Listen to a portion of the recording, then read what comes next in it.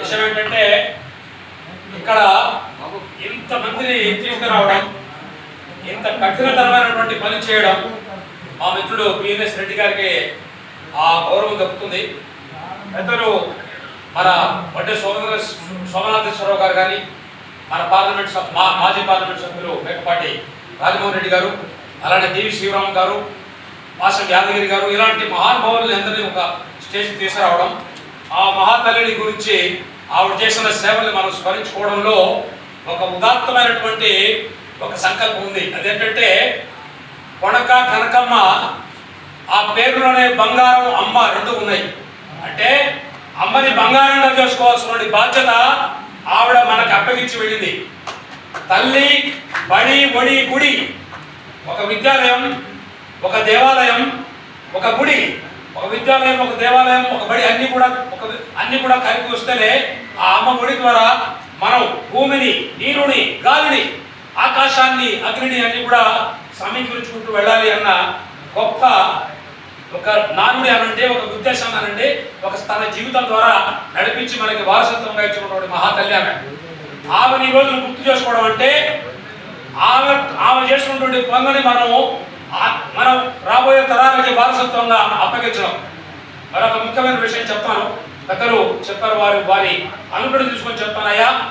ఈ దేశం మీకు అందరికీ కూడా దాదాపు దేశంలో 10 రాష్ట్రాల్లో పనిచేసిన వ్యక్తిగా, 15 ఎన్కౌంటర్లు చేసిన వ్యక్తిగా, దాదాపు 2000 కోట్ల రూపాయల ప్రభుత్వ ఆస్తుల్ని కాపాడిన వ్యక్తిగా, ఏ రోజు మాఫియాలకి తల వంచని వ్యక్తిగా, మాఫియాలకు కానీ, మ్యానిపులేటర్స్ కానీ, ఇంకొక ముజాహిద్దీన్ కానీ తల వంచిన వ్యక్తిగా చెప్తున్నాను సార్. ఇలానే ఎప్పుడు నా కౌంటే నేను తెచ్చుకొని చూపిస్తాను మీకు అందరికీ కూడా. ఈ 13 పిహెచ్డీ ద్వారా చేసిన వ్యక్తిగా, అలానే ఎన్కౌంటర్ చేసిన వ్యక్తిగా మీకు అందరికీ కూడా మాకు అవసరం లేదు. నాకు చెప్పే విషయం ఏంటంటే, అయ్యా ఈ దేశానికి మాత్రం బ్రహ్మాండమైన ఫ్యూచర్ ఉంది. ఇలాంటి మంచి వ్యక్తులు నేతృత్వం వహించారు ఆ రోజుల్లో. ఇప్పటికీ చూస్తుంది, ఇప్పటికీ వస్తుంది. మనం ఏదో అనుకుంటుంటాం. 600 సంవత్సరాల క్రితం అన్నమయ్య గారు రాశారు ఒక కాగితంలో. ఏం రాశారంటే, ఇప్పుడు పరిస్థితులు బాగలేవు, ఒకప్పుడు మా ముందు పరిస్థితులు బాగున్నాయి. 600 సంవత్సరాల క్రితం ఆయన రాశారు ఒక గీతంలో. మనం అనుకుంటాం ఆ రోజులు బాగున్నాయి, ఈ రోజులు బాగలేదని. కానీ దేశాన్ని అంతా కూడా సమగ్రంగా చూసి సౌభాగ్యం కలిగిన వ్యక్తిగా, చెమటని రక్తాన్ని కూడా చిందించిన వ్యక్తిగా ఒక్క విషయం చెప్పదలుచుకున్నా. ABC for ABC through ABC అంటే America, Bharat, China. ABC, second ABC అంటే Indian institutes of management of Ahmedabad, Bengaluru and Calcutta. Third ABC అంటే persons of calibre Ashfaqulla Khan, Bhagat Singh and Chandrashekhar Azad. ఇలాంటి అశ్వకుల్లా ఖాన్లు, భగత్ సింగ్లు, చంద్రశేఖర్ ఆజాద్లు ఈ చేతికి ఎప్పుడు వస్తున్నారు సార్. అలాంటి వాళ్ళు 7,92,000 మంది రక్తం చిందిస్తే, 70 లక్షల మంది పైగా జైలుకి వెళ్తే వచ్చిన స్వాతంత్రం. ఆ స్వాతంత్రాన్ని కాపాడుకుంటూ ఒకరోజు ఆయన చర్చలు చుట్టూ పిలుస్తున్నాడు, వీడు 10 ఏళ్ళు కూడా పాల్గొనదని. ఈ రోజు అదే వేషాన్ని మన దేశపు అల్లుడు ప్రధానమంత్రి చూపించాడు.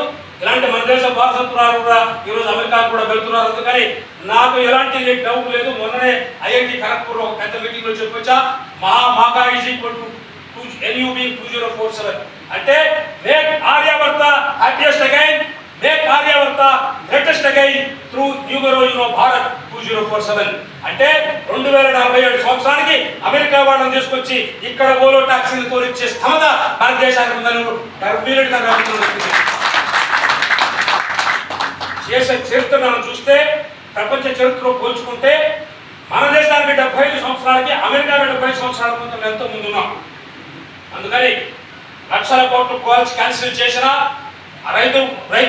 రైతులకి బాధలు పట్టుకోపోయినా, ఈ రోజున రైతు యొక్క ఎప్పుడైతే ఆ రైతు ముఖం మీద ఉంటుంటే ఆ చిరుడుములు ఎప్పటిదాకా తీసేయలేకపోతారో, ఏ రైతైతే తన తల్లిని నాగలి చుట్టూ తన తల్లికి ప్రతిరోజు నమస్కారం చేస్తూ ఉంటాడో, ఆ రైతుని ఆ కర్షకుడిని కృష్ణుడిగా చూసిన ఈ జాతి ఆ రైతుకి ఎప్పటిదాకా గౌరవిస్తూ ఉంటుందో, ఆ రైతుని మనం ఒక రైతు ఒక భగవంతుడిగా మనం చూస్తున్నామో, రైతులకి డెఫినెట్ గా మన దేశంలో మంచి భవిష్యత్తు ఉందని గాఢంగా నమ్ముతున్నా. మనం టెక్నాలజీ తీసుకొస్తున్నాం. పెద్దలు వారు దశాదేశం చూపిస్తారు. అందరికంటే ముఖ్యంగా మనం గుర్తుపెట్టుకోవాల్సిందంటే, ఆ మహాతల్లి 2,500 కోట్ల రూపాయలు విలువ చేసే ప్రాపర్టీ ఇచ్చిపోయింది. అంటే సంపద అంటే సమానమైనటువంటి పదం అందరికీ సంబంధించింది. నీరు ఒకటిది కాదు, భూమి ఒకటిది కాదు, ఆకాశం ఒకటి కాదు, పడే వర్షం ఒకటిది కాదని ఉద్దేశాన్ని అందరికీ చెప్పింది. ఆ ఉద్దేశంతో తన జీవితాన్ని చూపించుకుపోయింది. ఇలాంటి పెద్దలు రాజమోహన్ రెడ్డి గారు ఎంతో ద్రవ్యసాయం చేస్తారు. ఈ రోజున రావు బహదూర్ రేవాల వారి అధికారుల నుండి మనం మాట్లాడుకుంటాం. దాని అర్థం ఏంటంటే మహామహులు తమ కోసం బతకరండి, ప్రపంచంలోనే తమను చూసుకుంటారు, అహం బ్రహ్మస్మి అనే దాన్ని వారు నడిచి చూపిస్తారు. ఆవిడకి మరోసారి వందనం చేస్తూ జై హింద్, వందే మాతరం.